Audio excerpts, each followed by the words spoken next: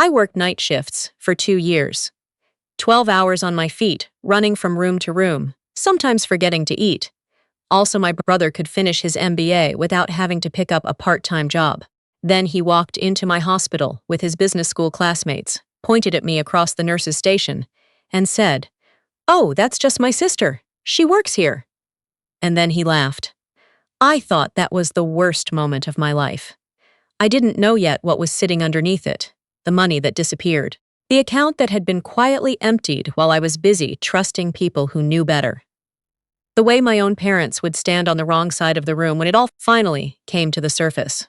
What do you do when the family you've been holding together decides that one child's future is worth more than another's entire life? Some families divide love evenly. Mine measured it by usefulness. I'm the oldest. I understood that early, not because anyone sat me down and said so, but because of the way things moved in our house. The way requests always traveled in one direction. The way "we're so proud of you" meant something different depending on who was standing in the room when they said it. My brother was the one with potential. My mother called it a gift. My father called him the one who was going places. I was called dependable, which sounds like a compliment, until you realize it mostly means you're expected to stay put while everyone else moves forward. I became a registered nurse at 24. I worked at a large regional hospital in Denver, Colorado, the kind of place where the hallways smell like antiseptic and burned coffee, and the quiet dread of the overnight shift. I loved the work. I believed in it. But by the time I was 31, I was also carrying things that had nothing to do with my patients. It started the way it always started. A phone call during my lunch break. I was sitting in a supply closet eating a granola bar because the break room was too loud and I'd been on my feet since 6 in the morning. My mother's voice was soft, the way it always gets right before she asks for something. "Your brother got into that full-time MBA program," she said, "the one he's been wanting." I waited. "He's going to need help with rent while he's in school. Just for a few months, until he gets settled. You know how these programs are. There's no time to work." I looked at the crack in the supply closet wall. I'd noticed it 3 shifts ago. I don't know why I kept cataloging it. "He's your brother," she added, as if I might have needed reminding. My father was quiet in the background. He's always quiet during these calls, present enough to count, absent enough to claim no part in what gets decided. I said yes. I always said yes. What I didn't know was that 3 days later, my brother would use the debit card I'd added him to for grocery emergencies to buy an expensive pair of running shoes and a weekend trip to Vail with someone his girlfriend didn't know about. I found out by checking my statement the way you check a wound. Knowing it'll hurt, doing it anyway. When I called him, he answered on the second ring, unbothered. "It's not a big deal," he said. "I needed to clear my head before the semester started. I'll pay you back." "You charged $340. You always do this. Make everything into a whole thing. You have a steady income. I'm the one under pressure." I hung up. I didn't ask for the money back. I didn't call my parents. I put the phone face down on the counter and went back to work that night, like something inside me hadn't just cracked along a line it had been weakening for years. Because in this family, holding yourself together is not optional. It's just what the dependable one does. The night my brother walked into my hospital, I was at the nurse's station finishing a chart update. It was a Wednesday evening. We'd had 3 admissions in 4 hours. One of my patients was unhappy about a medication change, and I had exactly 12 minutes before I needed to be back in room 9. I heard his laugh before I saw him. He came through the main hallway with 4 other men, late 20s, early 30s, business casual, in the way that signals a certain kind of ease with money. My brother was at the center of them, talking with his hands the way he does, projecting the comfortable confidence he's always had, the kind that doesn't require effort because it's never been challenged. He saw me across the station. His expression flickered. Half a second, nothing more, and then he grinned and waved me over like I was a prop in a story he was telling. "Hey, there she is. Guys, this is my sister. She works here." He gestured at me with the easy pride of someone showing off a building they pass every day. "She's been a nurse for what, 7 years now?" I stepped around the desk. I was still holding my pen. She keeps the whole floor running, he continued, and there was something in his tone. Affectionate on the surface, something else underneath. Just a nurse, but someone's gotta do it, right? Just a nurse. He said it the way you say, just a receptionist or just a cashier. Not as a direct insult, as a ceiling. He'd built it right there in front of his classmates and nailed me underneath it. My coworker Jules was 3 feet away. I felt her stillness without looking at her. The 2 nurses at the far end of the station went quiet in the way that means everyone caught it. I looked at my brother. Then I said, I have a patient, and I walked away without taking their order, so to speak. In the bathroom, I ran cold water over my wrists until my pulse slowed. 7 hours left on my shift. I pushed it down. I've always been good at that. He texted me at 10 that night. Great seeing you. Sorry if that came out weird. I'm proud of you, though. I put the phone face down on the nightstand and didn't reply. The bruise formed slowly, the way they do. That Saturday, I stopped by my parents' house to return a dish my mother had left at my place. I wasn't planning to stay. I got as far as the back steps when I heard their voices through the kitchen window. Low and unhurried, the kind of conversation people have when they believe they're alone. My father. She doesn't need to know about it. It was 3 years ago. My mother, what if she finds out? She won't. And even if she does, it's done. His program needed the deposit money. The account was just sitting there. I stood very still on those back steps. When I was 22, I opened a savings account and added my mother's name to it for practical reasons, in case something happened to me, in case of emergency. I deposited close to $4,000 over 2 years. She'd suggested the arrangement. I hadn't thought twice about it, because you don't, when you're 22, and still believe that family means what the dictionary says it does. The account was just sitting there. 3 years ago, my brother had gone on a 10-day trip to Tokyo. He said it was a professional development opportunity, that he'd been selected for a scholarship, that it was a real honor. We celebrated. I remember the dinner. I remember hugging him in the driveway afterward, genuinely happy for him. I set the dish down on the back steps. I walked to my car. I sat in the driver's seat for 11 minutes without starting the engine. I didn't knock. I didn't go back in. I drove home with both windows down even though it was cold, because the inside of my chest felt like a room from which the oxygen had been slowly, carefully removed over many years, and I had only just noticed. A week later, Jules asked to meet for coffee. She seemed off from the moment I sat down, careful, her eyes landing just to the left of mine. I don't know how to say this, she said, so I'm just going to. She told me my brother had called her 2 months ago. He'd met her once, briefly, at a hospital event I'd brought him to 2 years prior. He'd somehow kept her number. He told her he was in a tight spot, just needed a short-term loan to cover a rent gap, and that I was aware of the situation and had said she might be willing to help. She'd sent him $400. He stopped responding to her texts within a week. I know it's not your fault, she said. She wasn't unkind. She was just done. I just need a little space right now. I watched her leave through the cafe window. The way she walked, unhurried, her jacket already on, something in me understood that she was carrying a smaller version of the thing I'd been carrying for years, and she'd had the sense to put it down after 2 months instead of letting it go on. That night, I deleted every social media app and took out a notebook and started listing things, not as evidence, just to make them real somewhere outside my own head.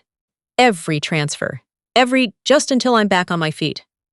Every month of someone else's rent paid from my night shift wages. The total, when I wrote it down, was ugly. I added one more line at the bottom. I need to stop. The call from his landlord came on a Tuesday. I was making oatmeal. A professional, vaguely apologetic voice. He had me listed as the secondary billing contact for my brother's unit. My card hadn't processed this month. Did I want to update the information on file? My brother had given his landlord my phone number and told him I handled the financial side.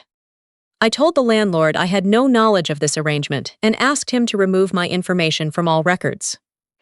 Then I typed a message to my brother. If you ever give my name, my number, or any of my information to anyone for any financial purpose, I will involve the police. This is not a warning." He replied 40 minutes later, "You're being insane. It was just a backup. Why are you like this?" I blocked his number. Then I blocked my mother's. Because I already knew the call that was coming. That Friday, I went to Aunt Vera's. She'd reached out twice that week.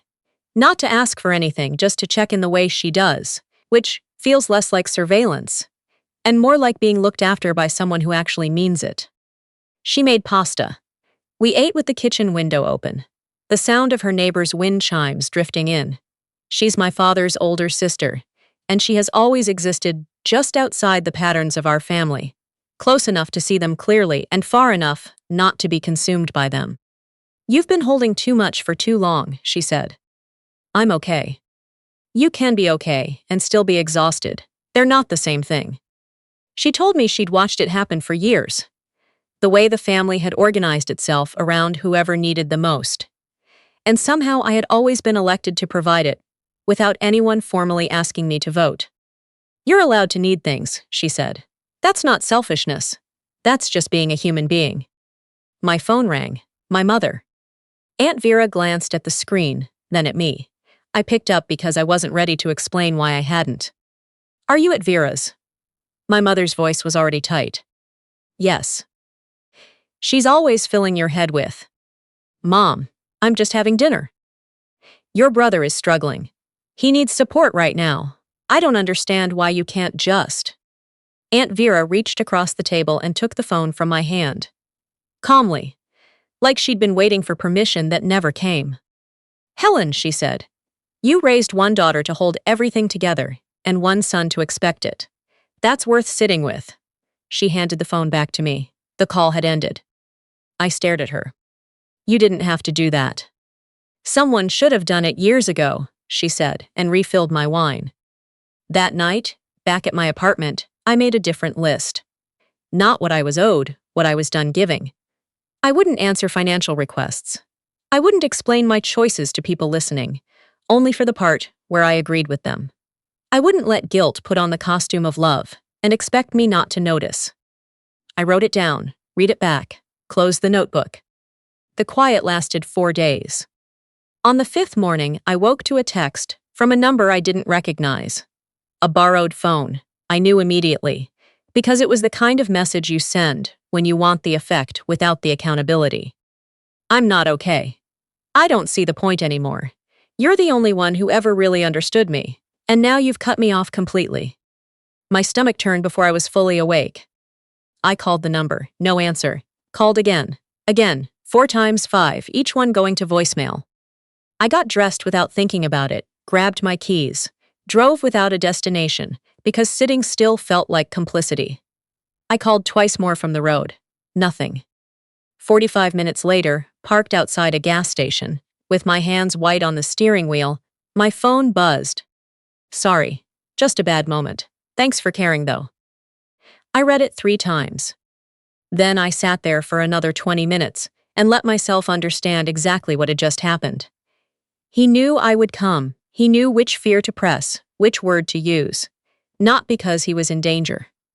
Because he was losing control of the situation, and this was the move he made when the others stopped working.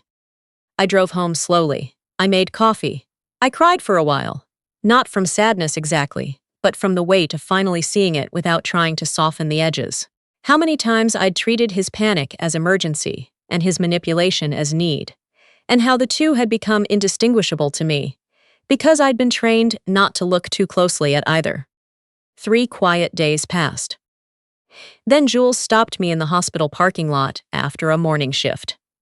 She had the expression she wears when she'd rather not say something, but is going to say it anyway. "I don't want to make your day harder," she said. "Tell me." She pulled out her phone. On the screen was a listing on a resale app. A watch, slim and silver, brown leather band. I recognized it before I finished reading the description. I'd saved for 3 months to buy that watch. I gave it to my brother 2 birthdays ago. I had the back engraved. Something small and honest, the kind of thing you write when you still believe someone will keep what you give them. The listing price was $80. Posted 6 days ago. I thanked Jules and walked the rest of the way to my car without speaking.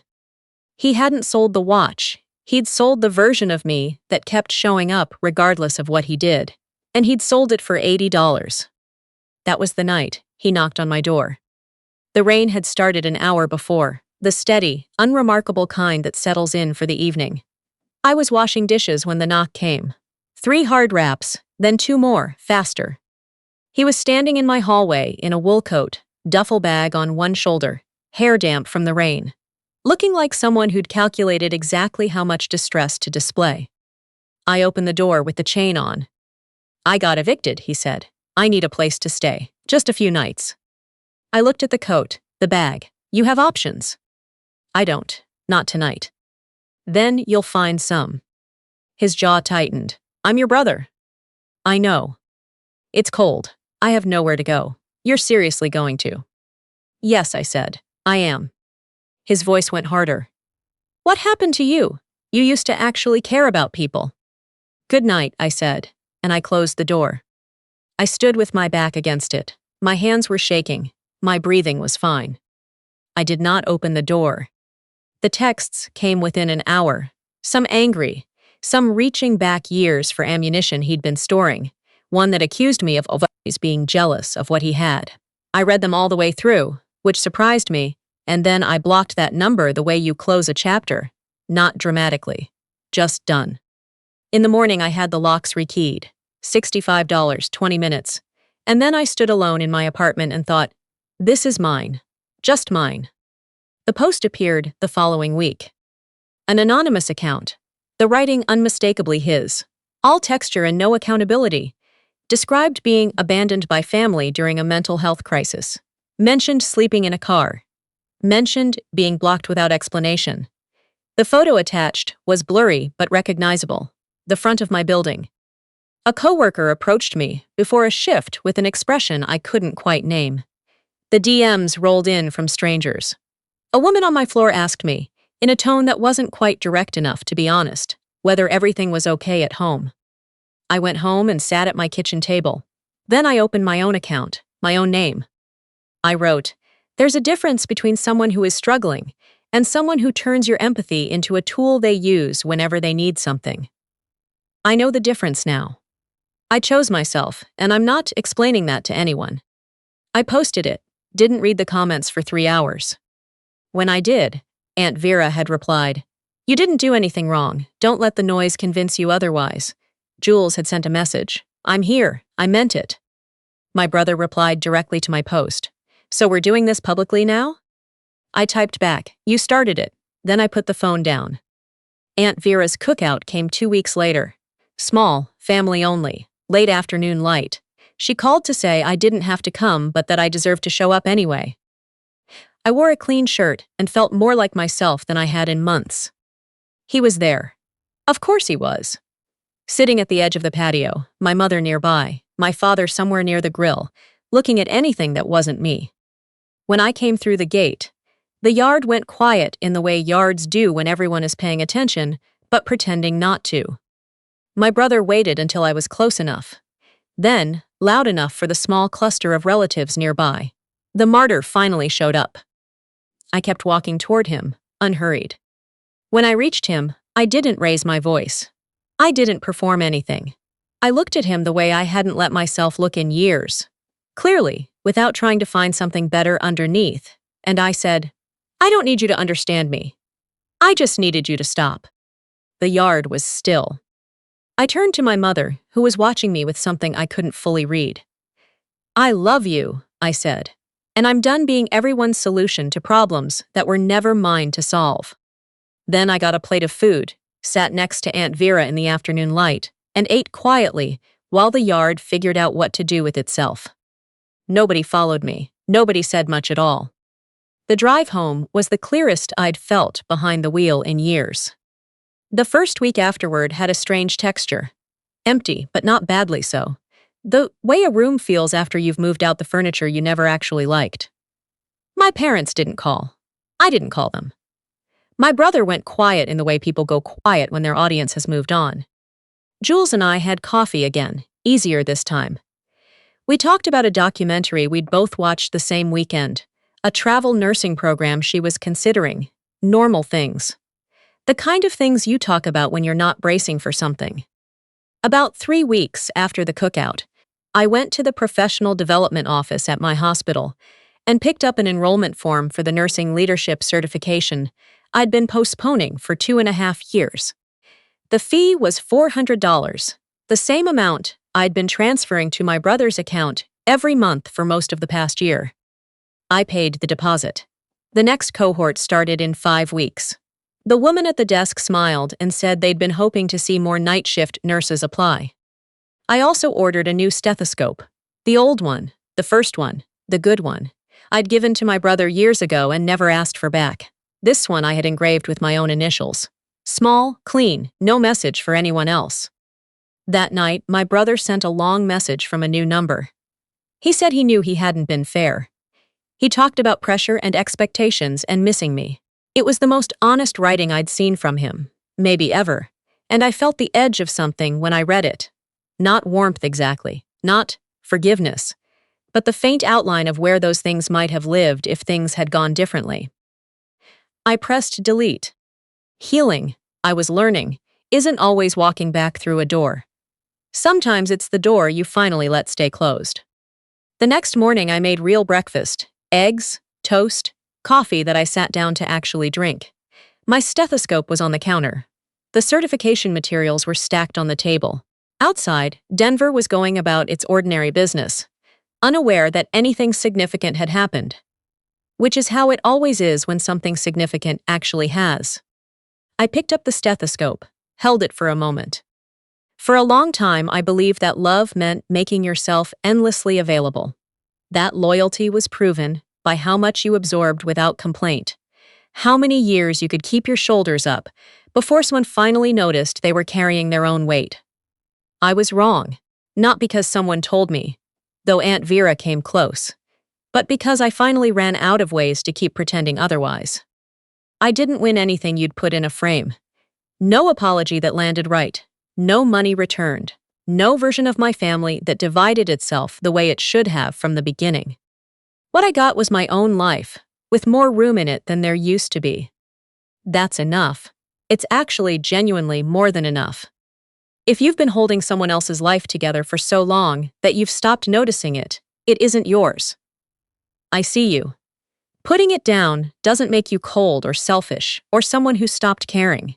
It just makes you honest about what you were never actually supposed to be carrying in the first place. You're allowed to stop, even if they call it abandonment, even if they don't understand, even if the quiet afterward feels, at first, like punishment. Give it a little time. It starts to sound like something else entirely.